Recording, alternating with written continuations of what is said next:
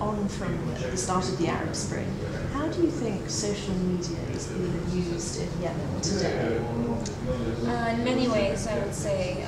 For one, in the absence of true independent media in the country, people turn to alternative sources of information, such as blogs. A lot of people write on Facebook, Twitter, and mostly to get information that's not really in the state media or in the opposition papers. Both are seen as lacking of truth, and citizen journalists have really increased dramatically since the start of the revolution, and they're gaining more credibility with time.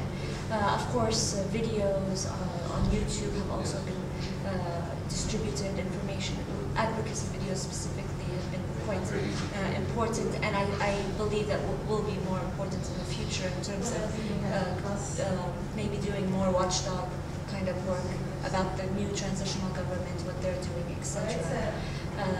Of course, we need to remember that in Yemen only 2% of people are on the internet.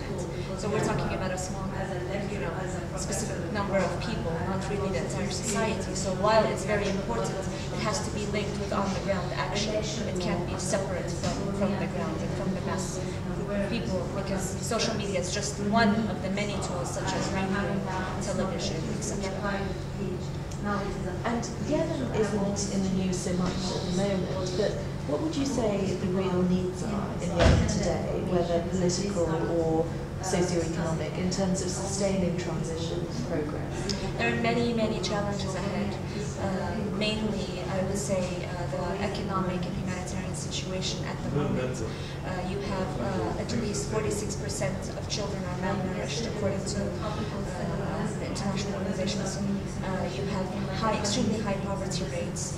The economic situation is a disaster, so you need economic recovery packages. People have really, really high expectations of the future, which means, hungry people want to eat, people want jobs immediately, businessmen want to open their new businesses, people want rule of law immediately. There are many, many challenges, and the people in the transitional government, many of them are an extension of the old regime, and so even if you've changed the president, comprehensive real changes, institutional changes have not really been made yet. And so this is going to be a really long challenge. In addition, really, I think two things. The military restructuring has to happen for real change to happen, in addition to national dialogue, because we have grievances, independent youth, southern secessionists, people in the south, and the people in the north have not been included in the negotiations that led to where we are today, and that's going to have to be addressed.